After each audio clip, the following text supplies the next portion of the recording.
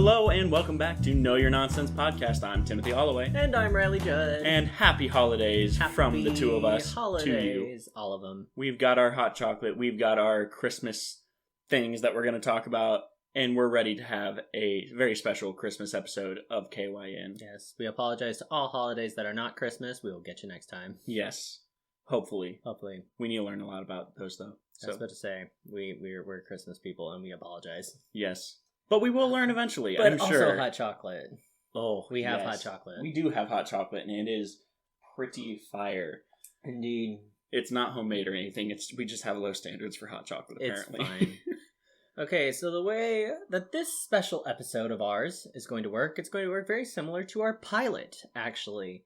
First half, Timothy has a Christmas-related topic that he is going to cover. What is your topic? I am doing... What is the reasoning behind leaving milk and cookies out for Santa? So it's kind of folklore, kind of food, but we're kind of, we're feeling it. Yeah, it's going to be a great time. Super simple, though, so it'll not be much information, easy to take in. And then Riley will pick up after the break with... I'm going to be talking about what makes Christmas media, namely, why I consider Bayonetta 2 to be a Christmas video game. It's going to be a wild ride. It's going to get a little TED Talky, I apologize, but... TED Talky? Is that a verb? I made it one. Fair enough. And so I just try to stick words with me. Is cool. Yes, it'll be, video game, but also some narrative design. Right, It's very exciting. We're going to talk about Die Hard for all you Die Hard is a Christmas movie fans out there. Yippee-ki-yay, Yes. Gosh, I probably should not have said that if you remember the rest of that line. It's fine. What? Moving on. Yeah, moving on. So take it away, Timothy. Why do we leave milk and cookies out for Santa? Okay, so there's a lot of different ideas as to where this came from. None that I've found that really, this is officially the reason why, because it has so many influences from so many different places. Thinking about Christmas, how worldwide it is, because there are people that celebrate Christmas and celebrate the arrival of Santa Claus or Cinder Claus or Père Noël or whatever you call him.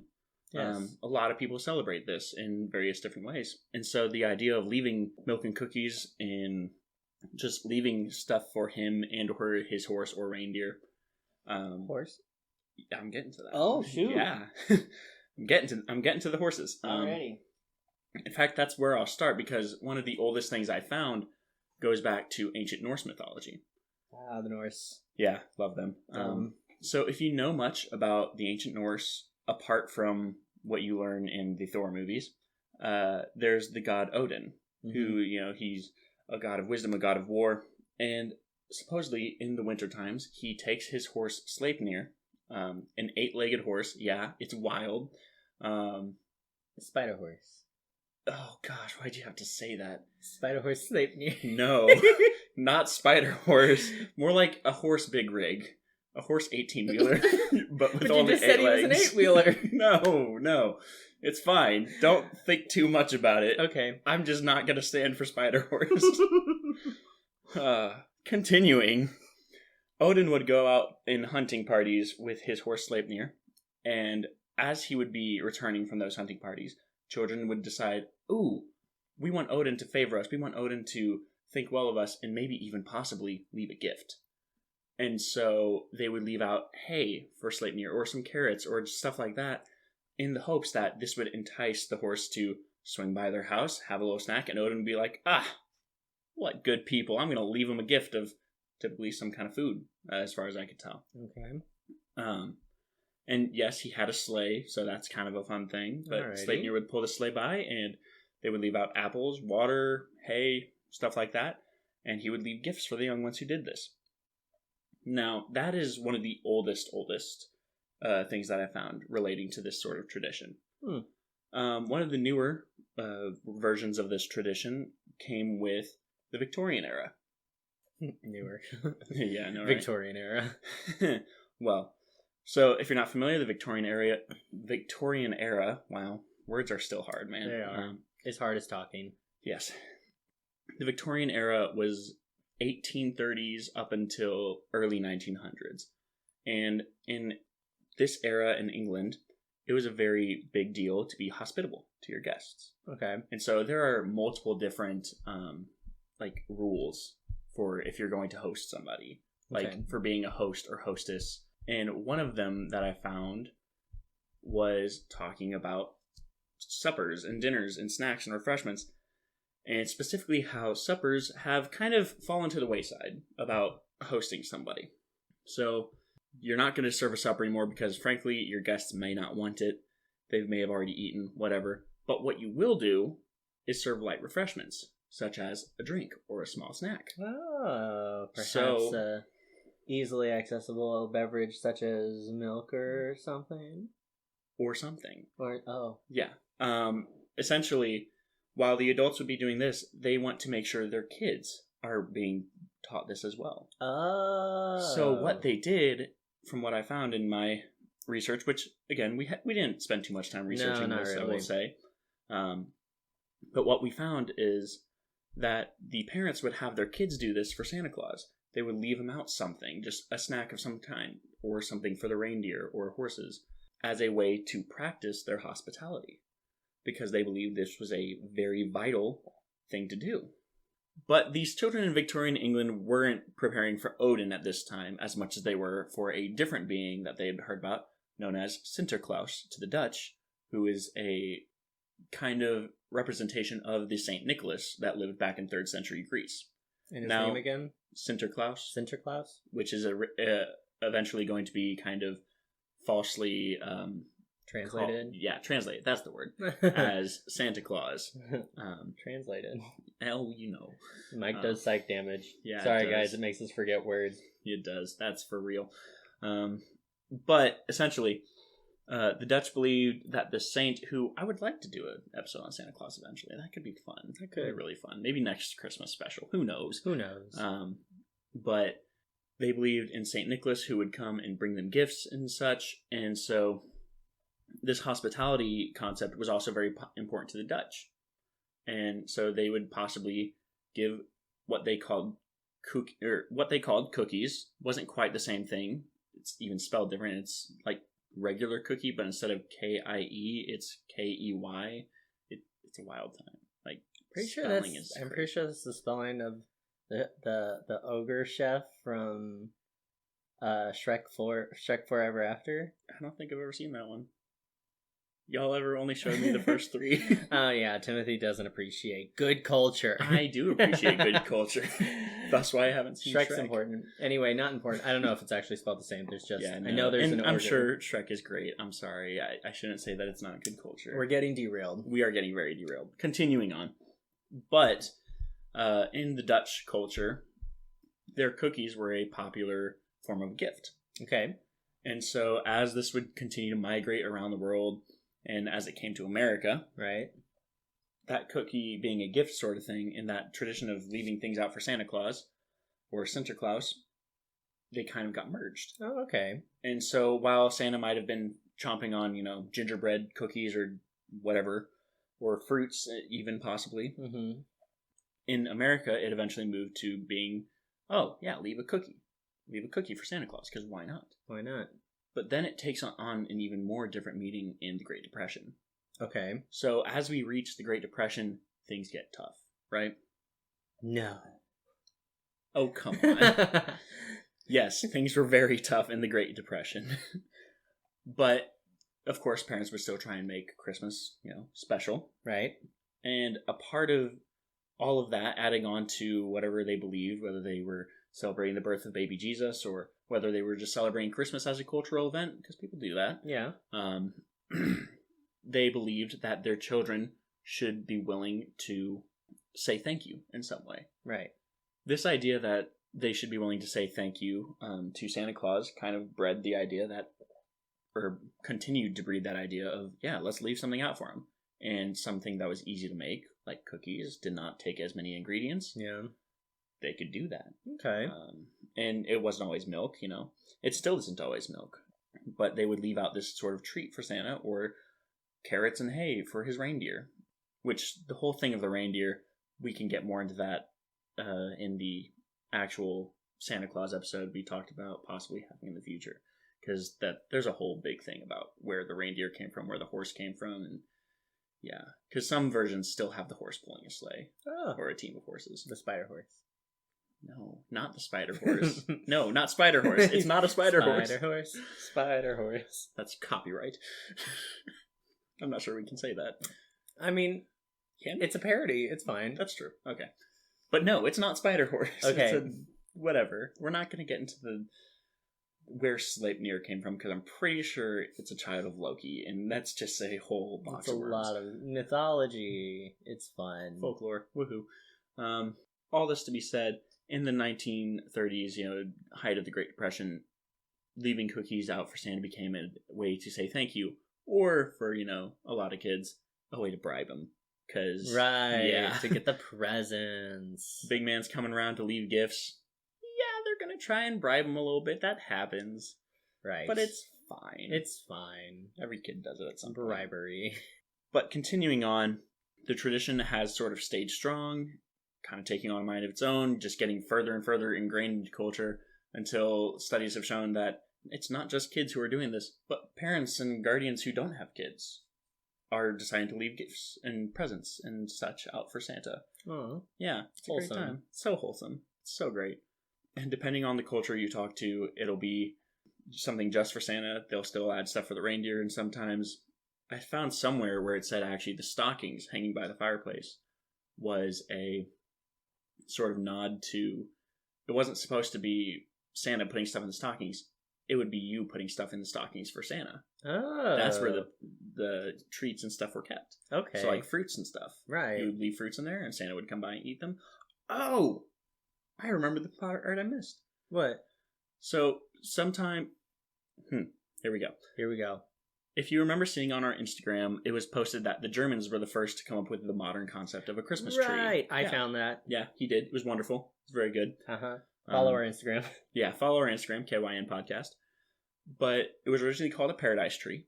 And part of that was to be decorated with candles and such. Yes. Bit of a fire hazard, but it's Wasn't fine. it was also like allegedly Martin Luther was the first one to put candles in a tree. I think I remember seeing that Yeah, somewhere. it was something like he was like seeing stars above pine trees and was like, wow, that's gorgeous. And he tried to recreate it with candles.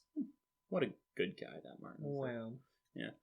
But essentially, another decoration that was added onto this tree was some little cookies and treats and stuff. Okay. And so the legend has it that people would do this around Christmas time, and then they'd wake up and there would be little bites missing. So Santa Claus would have been hungry and come down the tree and seen these little treats and taken a little nibble for himself, because, he can. Yeah. Why not? And then he'd leave, and so people thought, oh, we're going to keep doing this. Now, eventually, they found out that this was also bringing in rodents, so they don't want to do that anymore. Probably stopped. Yeah, changed it to more of the traditional ornaments that we know about now. Right. But that is another spot where this sort of leaving treats for Santa kind of flourished, I guess is the word we're looking for there. Alrighty. But throughout the world, this is still going on, and it depends on where you are, which will dictate what you leave. In some cultures, like we talked about St. Nicholas a little bit. Yep. He has a feast day. It's actually December 6th. That's not the 25th. So it's a little bit different from the Santa Claus. But Right. it's not uncommon it wasn't uncommon for children preparing for this feast to leave things out for them because they had to go to bed earlier. Yeah. Not a big deal. But that was, St. Nicholas would come by and deliver food and gifts to the poor and weary, and they thanked him by leaving a little bit for him. So, apart from the Dutch leaving things out for this Feast of St. Nicholas, you have other traditions that I read about, like the Irish apparently sometimes leave out a pint of Guinness for Santa Claus. Ah, yes. Yeah, why not? The French I read about leaving some different kinds of wine, I believe it was. Okay. And yeah, it's just changes wherever it is because it's such a global tradition that each culture will just influence it that little bit. Alrighty. And when you think about it, Santa's not the only mythological being that we do this for. Mm-hmm. I mean, think about your history way back in the day. Why were people trying to have sacrifices to appease these supernatural beings that they didn't know how to appease, to thank them or to bribe them in a way, like we talked about Santa. Alright. We still see this, and side note, I'm saying this loosely because I don't know much about these firsthand, but like talking with my old Spanish teacher back in high school, I remember her telling us about people leaving food and such out for Day of the Dead to give as gifts to their dead relatives. Bro, you know this. You watch Coco. You right. But it's a similar idea of giving that supernatural being these sort of gifts of food to either guide them or help them or appease them. So, yeah, we see this in a lot of different cultures, but Santa Claus is one that is very near and dear to a lot of people that we decided to talk about today. So, yeah. Fascinating stuff.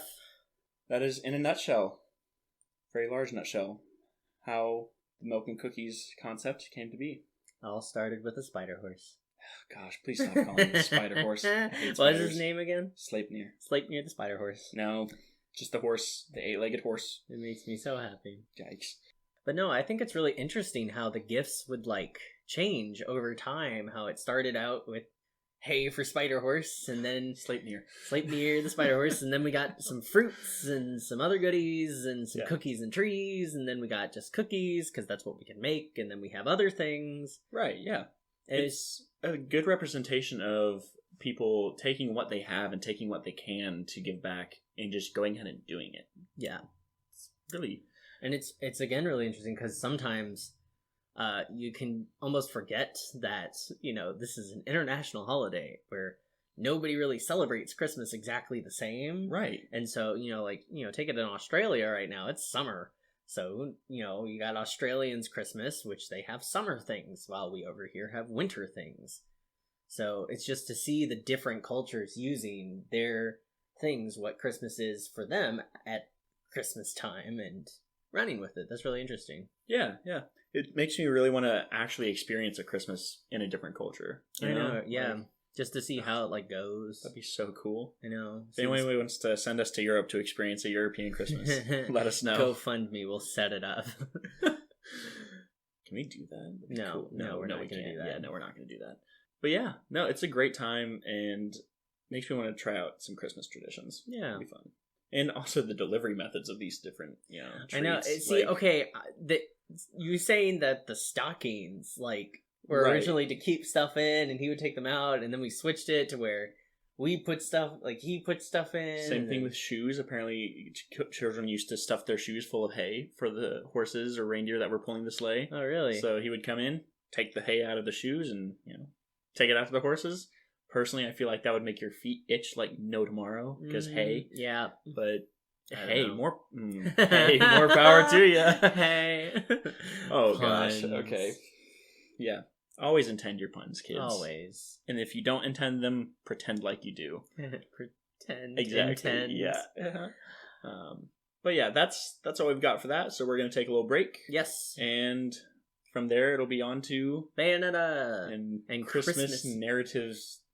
What you call it? We'll be talking about Christmas narrative construction. That's the words. So, Christmas narrative design, if you will. Yes. So we will be back after this short little break. Stay with us. Yes.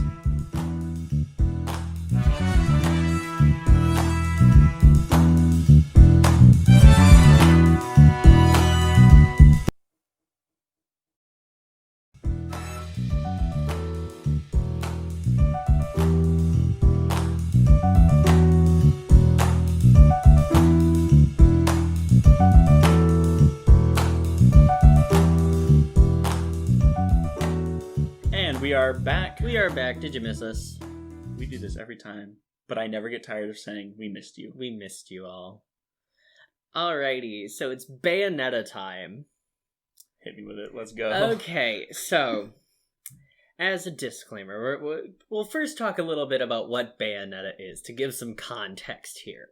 So, Bayonetta is, first off, an M-rated game. So, if M-rated games are not really your style, we're not really going to get into why it's an M-rated game and all that stuff. But, you know, you might not want to go play this one or look it up or whatever. Right, depending on where you're at with that sort of sensibility. So, you know, spoilers, Bayonetta has M-rated stuff in it. So anyway, Bayonetta is a hack and slash beat 'em up game from Platinum Games that was released in 2009. It was very critically acclaimed when it came out. It follows the Umbran witch, Bayonetta, as she beats up anybody and everybody who gets in the way of whatever her goal is at the time. It is, Queen. yes, mindless fun. It's full of charm, full of sass, full of wisecracks. It's very fun. And everybody thought so when it got released. It was released, as I said, in 2009 on the Xbox 360 and the PlayStation 3, and it was very critically acclaimed. And of course, when you have a game that was critically acclaimed, what do? You start the sequel. Well, poor Platinum, they've never had much luck with sequels, and they were struck by the sequel curse once again. So their publisher for Bayonetta was Sega. So Sega was the one helping with a lot of the funding. Well, at the time, Sega was not doing fantastic in the financial department, so a lot of game projects were getting canceled. And one that got put on the chopping block was Bayonetta 2. And so Sega laid them off, and it didn't look like Bayonetta 2 was going to get made. In swoops the left field player that nobody expected to come into play, Nintendo, of all people. Nintendo came up to them and said, hey, we will be your publisher for Bayonetta 2 on the condition that Bayonetta is a Nintendo exclusive from now on. So any further Bayonetta games are only going to be released on Nintendo systems. Which, of course, Platinum accepted. Because it's either it's a Nintendo exclusive or it's not getting made. Yeah, it kind of makes the choice kind of easy there. Yeah, it did upset some fans because, if you owned a PlayStation 3 or an Xbox 360, you most likely did not own a Wii U, which was the system at the time. I mean, most Nintendo people didn't own a Wii U, so they're not going to own one. But anyway, later down the line, now we have the Switch, and Bayonetta 1 and 2 are on the Switch, so it is more accessible than it has ever been. But that is what it is, but we're here to talk about why I believe that Bayonetta 2 counts as a Christmas game. So this is in the same vein of why Die Hard is a Christmas movie. So it's the same kind of argument, discussion, that kind of thing. Which, can we go ahead and throw this in? If you have strong feelings about if Die Hard is or isn't a Christmas movie, let us know. Yes. Like, straight up, go on the social medias, the comments of whatever podcast service you listen to. Let us know. Yes, please. I'm curious. And I will be throwing in my 2 cents, of course, because it's relevant here. Right. But only if you do, because we don't want to start the conversation. We want you to. Or I guess we're starting the conversation. We're about to start the conversation. You're right. That's fair. Anyway, so admittedly, I need to go ahead and say this now. I'm a little biased because I really love Bayonetta and Bayonetta 2. It's one of my favorite games. It's not perfect by any stretch of the imagination. It actually has some very glaring flaws. However, I think it's very good. Yes, it's fine. So, before we get into why Bayonetta is a Christmas game, we gotta discuss what makes something a piece of Christmas media. Of course. Yes, so this is something that can go into movies, books, plays, TV shows. It most often comes up about movies, it feels like. Is Die Hard a Christmas movie? Everybody has heard that question at least once. And that is usually followed by a much more contentious question of, is It's a Wonderful Life a Christmas movie? It's a good question. Yes. And, it brings up the questions of what makes a Christmas movie. Does it have to take place during Christmas? How much of the movie has to take place during Christmas? Does the story have to revolve around Christmas? Does the thematic elements and motifs need to center around the holiday? Now, there's a lot of problems with this because, as we've already discussed, Christmas means different things to different people, and it has different elements, different motifs, depending on where you live. Like I mentioned, it's summer in Australia, so they might not necessarily always have the snow motif that we put in our medias. I didn't look up any Christmas Australia media. I'm a failure. I'm sorry. Does Australia get snow? I don't know. Neither do I. Australia, do you get snow? Please let us know. We're confused. Anyway, so I have decided, though, that we are approaching the discussion wrong. Because we all want a black and white answer. Is this a Christmas thing or is it not? And that's silly. It's much more like a spectrum, a scale. Because you can make almost anything a Christmas movie depending on the criteria you use. And the way I like to do things is you have criteria, and if something meets any of the criterias, then yes, it falls on the spectrum. It will just be on the lower side. But if it hits more of the criterias, then it becomes higher on the spectrum. Makes sense. Yes, so I'm going to present to you my 3 criteria of what makes a Christmas piece of media a Christmas piece of media. And Bayonetta 2 hits all 3, making it a top-tier Christmas piece of media. So, what are my 3 criterias? Well, I'm glad you asked. So, my 3 criterias are, does it take place during Christmas? Does any portion of it take place during Christmas? It's a pretty good criteria Yes. for Christmas media. Indeed. But it's important to note that any portion, it doesn't have to all be in Christmas, just any portion. So, the last scene of It's a Wonderful Life, yes, it's a Christmas movie, because it took place during Christmas. The very last scene of the movie Cheaper by the Dozen, it's a Christmas scene. That's a Christmas movie. Toy Story. Yep, Toy Story. Boom. Christmas movie. So that criteria makes these things low spectrum Christmas movies if it just fulfills that. Next, is Christmas essential to the plot of the story? Now this one's going to require a little bit of explaining, but we'll get to it. And finally, and probably the most important, is are there any thematic elements that are highlighted by the Christmas element of the story? So, how does this apply to Bayonetta? Well, let's start with, is any part of it during Christmas? Yes, the entirety of it takes place in a 24-hour period between Christmas Eve and Christmas. So it starts somewhere in between, in the afternoon of Christmas Eve, and will end somewhere during Christmas. For the majority of the time. There's a prologue to the game, which takes place at a indiscriminate period of time. We don't know when it is. And then the end of the game is a epilogue, which takes place around after the holidays, because Bayonetta is catching up on the after-holiday sales. So, yes, it takes place during Christmas. Then, is Christmas essential to the plot? Well, what is the plot of Bayonetta 2? I'm glad you asked, Timothy. Thank you so much. Oh, hey, Riley. Huh? What's the plot of Bayonetta 2? Oh, dude, I got you. All right. Okay, so, in Bayonetta 2, as I mentioned, our main character is Bayonetta, who is an Umbran witch.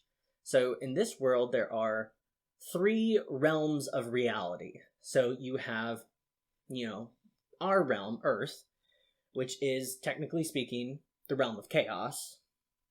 Makes sense. Makes sense. Anyway, then you have the other 2 realms, which are Paradiso and Inferno, which is where, it's based on the myths of heaven and hell. Or, not myths, but you know what I mean. Yeah, the beliefs. The beliefs of heaven and hell. So, anyway, witches are aligned with the denizens of Inferno, while their counterpart, Lumen Sages, are aligned with the members of Paradiso. Okay. They don't get along, needless to say. So, makes sense. Agents of Paradiso are always trying to come and hunt down Bayonetta. So, the game starts with Bayonetta out doing Christmas shopping for a Christmas party that she is hosting. And she runs into Enzo, who is this foul-mouthed, portly man that she knows, and she's forcing him to chauffeur her around. You then run into Jean, who is another Umbran witch, friend of Bayonetta's, who comes into town also shopping for the Christmas party. Well, while they are out, there is a Christmas jet flight spectacle going on, and one of the jets gets hijacked by agents of Paradiso in an attempt to kill Bayonetta. So, Bayonetta judo kicks the plane back into the sky, and then a fight on top of the jet ensues. So, subtlety is not their strong suit, is it? No, it is the perfect example of a campy game, which means it's gratuitous and over the top and super over exaggerated, but intentionally. It doesn't take itself too seriously. It's just meant to be a fun time. Okay. It's not really meant to be overanalyzed. As I say about to completely overanalyze Bayonetta, it's fine. So, anyway, the way they tend to tell story in a Bayonetta game is it's a combination between cutscenes, so pretty animated scenes that happen within the game, and then playable fight sections. Right. So, we had the cinematic opening with Bayonetta Christmas shopping, and now we go into fight scenes. In this fight scene, Jean eventually appears to assist Bayonetta, and Bayonetta's main method of attack is her Wicked Weave, which basically she uses her hair to summon people she has contracts with in Inferno to help her fight. And so this is how she tends to finish off any more powerful agents of Inferno, which she does per the standard of Bayonetta 1.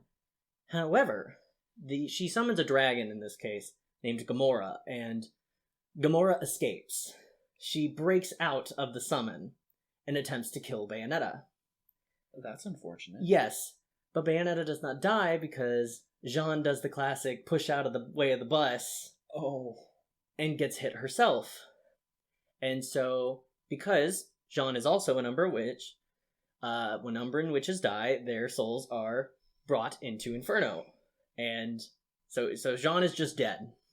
Bayonetta eventually defeats Gamora, and the plot officially kicks in because Bayonetta, she has her dead friend's body, who she knows herself is in Inferno, and says, "Nah, fam," and is going to march herself to the gates of Inferno, the real gates of hell, and just walk down in there and get Jean's soul back. Okay, yeah. Yes. Like you do. Like you do, as one does. She has 24 hours to do so before Jean's soul is completely absorbed. So, does this make Christmas essential to the plot?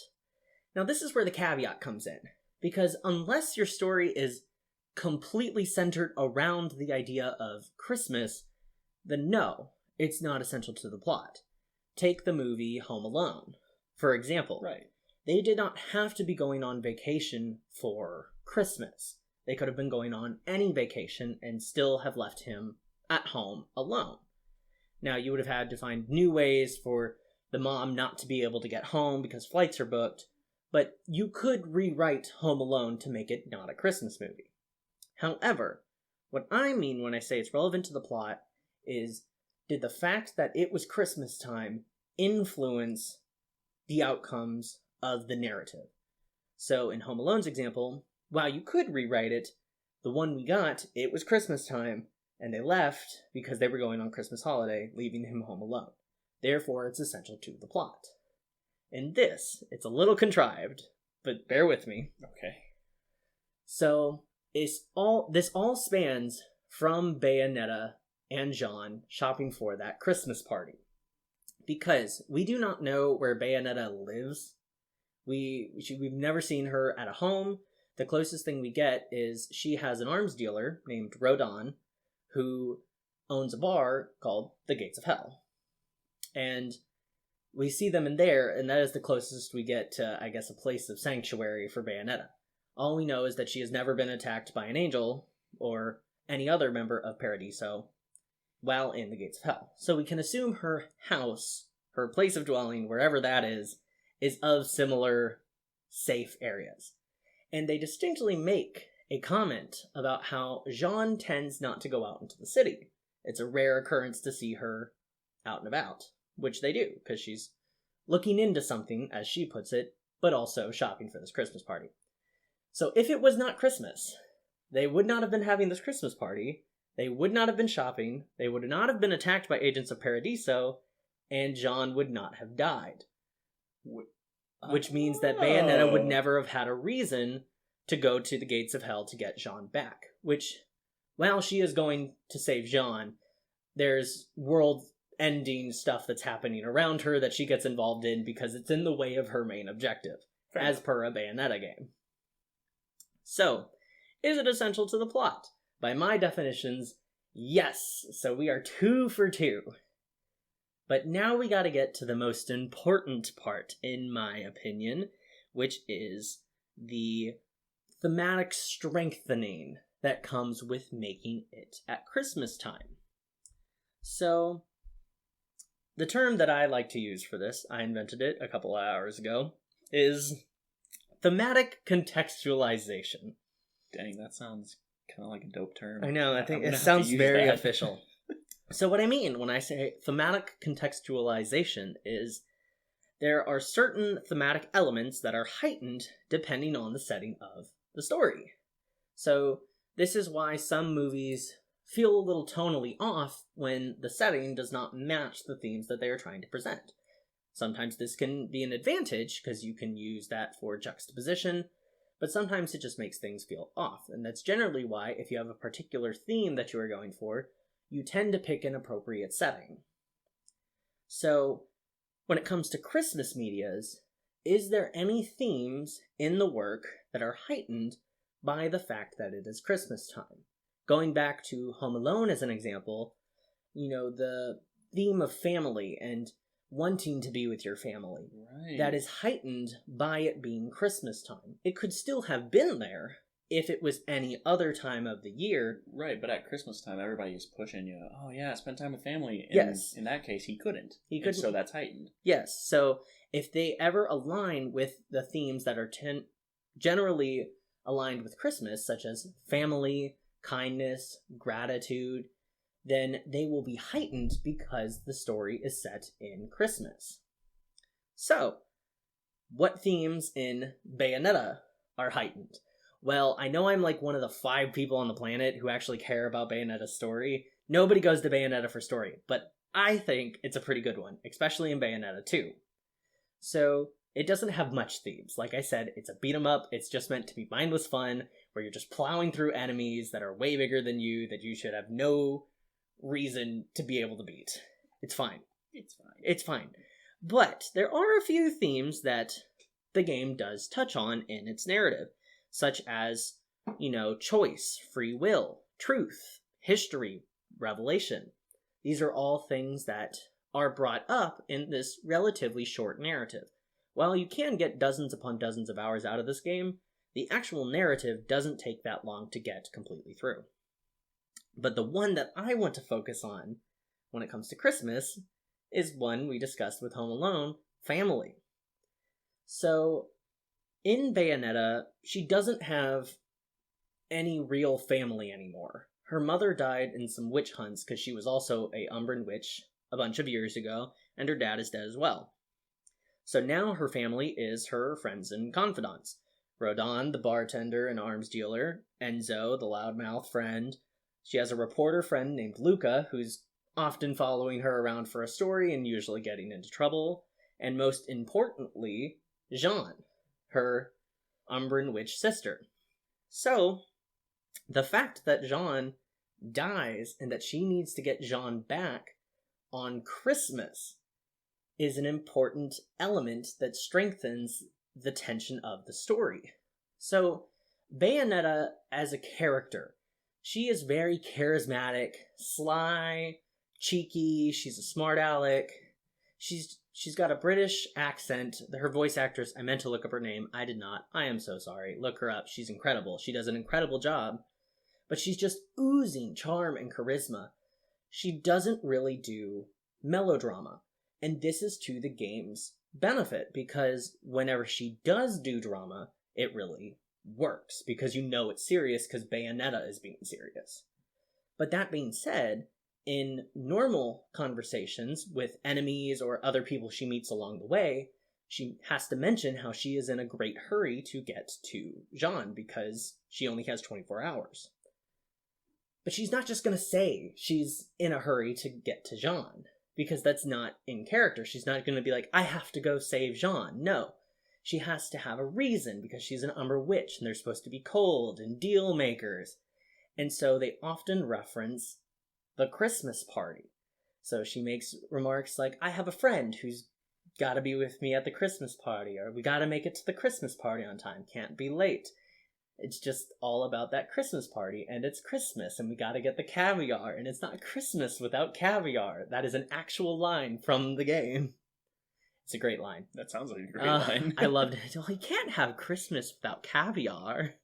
Anyway, so it fits the characterization of Bayonetta, but it also is a bit of a thematic poke, because every time that Christmas party is mentioned, you remember, oh yeah, Jean's dead, and if we don't get to her soul in time, she's gone. Game over. There's no getting her back.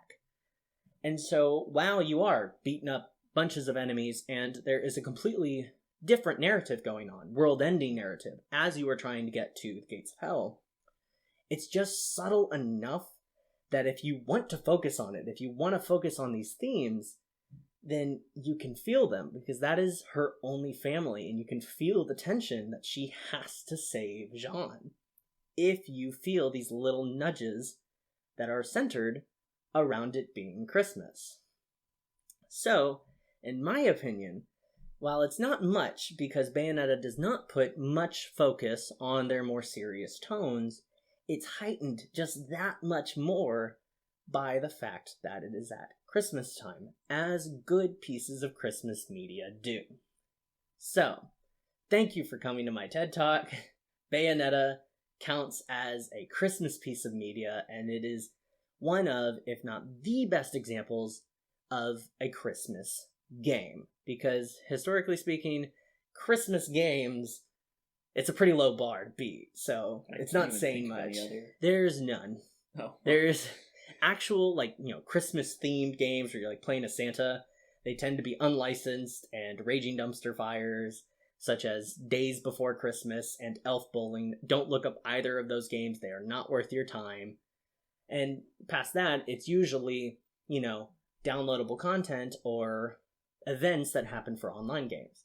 But Bayonetta stands as a narrative, plot-driven piece of media in the gaming world, on par with things such as Die Hard in the movies as a Christmas piece of media. Dang. Yeah. Sounds pretty Christmas to me. See, I've never played this game, but the way you're describing it makes sense. It makes sense if you're looking for it. Fair. So, as I said, I'm one of the 5 people on the planet who care about the lore of Bayonetta and the narrative of Bayonetta. So, the Christmas elements, as I said, they're just gentle pokes. The most you get after the initial first chapter, that section where they are shopping for the Christmas party, it's only ever just kind of mentioned. So, if you're looking for a fa-la-la-la-la family time kind of piece of Christmas media, this ain't it. Yeah, that doesn't sound like no. a match. In fact, most of the game does not take place in any Christmas-looking locations. The first one, it's pretty Christmas-looking. It's snowing. It's the city that she lives in is kind of it's almost like a version of New York, a fictional version of New York. So cities, and they got Christmas lights up. Okay, yeah. There's some snow. But the gates of hell are located on a mountain called Fimbulventer. I'm guessing you're talking about the actual gates. Yes, the actual gates of hell, not the bar. Okay. Yeah, the actual gates of hell are located on a mountain called Fimbulventer, somewhere in the east. And it's a very Venice-looking city. There's a lot of water, a lot of cobblestone, there's sun. That's nice. Yes, but because on the way up the mountain, she is attacked by everyone. Inferno members, Paradiso members, unaffiliated members. She is attacked by literally everybody. There's usually some destruction. Oh no. So it starts to get a little apocalyptic. And then, because I've been trying to keep this a little spoiler free, because I think Bayonetta is incredible, and if you want to play it, it's a good game. But later, you leave that setting as well, and you go to a much darker, almost gothic setting. So, I love that gothicness. Yeah. So, but there's very little that looks Christmassy about it. But that's why I kind of equate it to Die Hard, because it's this is not what you would think of when you think of Christmas media. But it's fitting these categories when you look at it. Yeah. Okay. So, gotta say, what's been going through my head this entire time. Yes. Iron Man 3. Yes, Christmas movie. I read a lot of articles. I didn't save any of them, I'm so sorry, but you can Google yourself Bayonetta 2 Christmas. Iron Man 3 gets brought up. I mean, looking at your 3 criteria, the taking place at Christmas time. Yes. What was the second one? How'd you word that? Is it essential to the plot? Essential to the plot, and then, I just love saying this, thematic contextualization. Yes. Ooh, that just has a good ring to it. Yes. You should tell your film professor about that. I know. Love that. Thematic contextualization. Am I in the film community? Am I in the media community yet? Just all of them Yes. at once? Oh, gosh. But yeah, thinking about it, it kind of fits. Like, Yeah? yeah, it takes place at Christmas time. The second one, how is it essential to the plot? It's not quite there. I'm not sure. And that's why the caveat is kind of important. It's just, is anything in the movie, does any action, does anything that pushes the narrative forward happen in direct relation to it being Christmas time? Which, it's been a while since I've seen Iron Man 3, but I think it fits. It's very loosely fitting, if anything. But definitely the thematic contextualization, especially at the very end with the suits and everything, that fits very well there. Yes. But like I said, it is a spectrum, and so you can add criteria, you can take away with some of my criteria if you think they're stupid. So, but it's all a spectrum. Exactly. That's really interesting. I'm going to start looking at different Christmas movies like that now. Exactly. So, like, based on my criteria, because I didn't really dive that deep, I mean, let us know what you think fits my criteria as a Christmas movie. Yeah. Something that may surprise us. Yes. Goodness, we're going to have to, like, start putting polls and questions out on our Instagram or something. We got a lot of questions from this one. I know. But anyway, that's Milk and Cookies and Bayonetta 2. Yeah, as a Christmas game. I almost called it a movie. It's not a movie. It wasn't a game either. It was just an episode. What? Oh, wait. Bayonetta 2 Yeah, Bayonetta 2. Oh, I thought you said our episode was a game. Oh, and I'm like, no. Our episode is an episode. It's great. It's an episode. Wink. Wink. Yes. A couple non-suspicious winks there. Non-suspicious nudges. Be on the lookout or something. I don't know. What? Look out for what? I don't know what we're talking about. We don't know nothing. We got episodes coming New Year's. Later. New Year's. But also later. But anyway, so this is our Christmas episode for you. We hope to have many more in the future. Many more. So let us know what you think. Remember those questions. Yeah, I'm not sure we actually mentioned this one at the time, but let us know if you leave out anything special for Santa or any other mythological being of your choice. Yes. I don't know if you're trying to appease Krampus or something, but, do your thing. But let us know if you think Die Hard is a Christmas movie. Die Hard, it is a Christmas movie. I'm saying it. I'm locking it Honestly, I think it is too. And It's a Wonderful Life is a Christmas movie too. We can all coexist. I agree. Although, okay, one that I'm not sure has much debate against it. Miracle on 34th Street. That was actually released in the middle of the summer. Yes. Did you know that? Yes, I knew that. But also, who's on trial? Oh, I know. I said I don't think it has much debate against it, but it's just an unsuspecting Christmas movie in the middle of the summer. I mean, yes, but also, no, there's no debate because it's Santa. Yeah, no, I know. I know that there's no debate. All right. Yeah.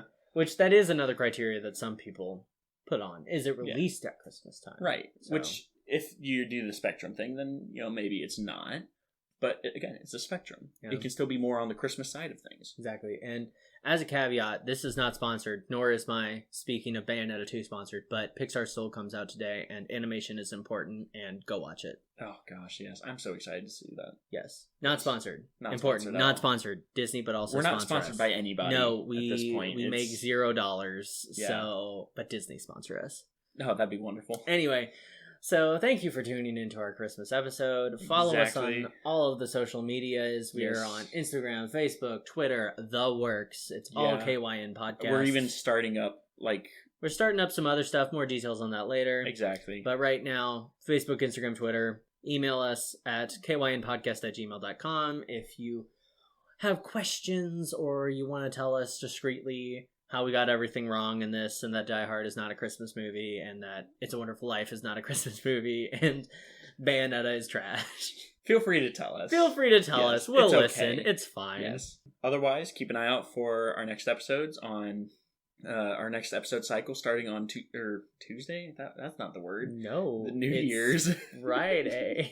We always release. It's always on Friday. New episodes every Friday. Wow, the mic really got you that time. Yeah, the mic does psych damage, y'all. Every time this microphone turns on, we just feel like we get 20% less there. Up in our minds. It's gone. It's whatever. It's fine. Keep an eye out for those that next episode cycle starting New Year's. We got some fun announcements coming out that day. Yes.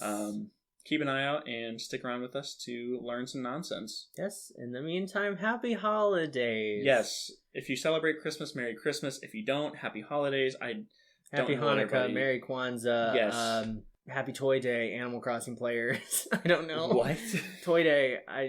That's a thing? It's an Animal Crossing event. Oh, Happy, what's the Fortnite one? Winterfest. I only know video game events. I'm sorry. I'm a horrible Happy human. Yuletide. That covers a lot of things. Wow. Yeah. Okay. Also, Yule. It's a great word. Yuletide? It's just those two words together. It's just a great time. Spider-Man. Why would you say that? Bye! Slap near.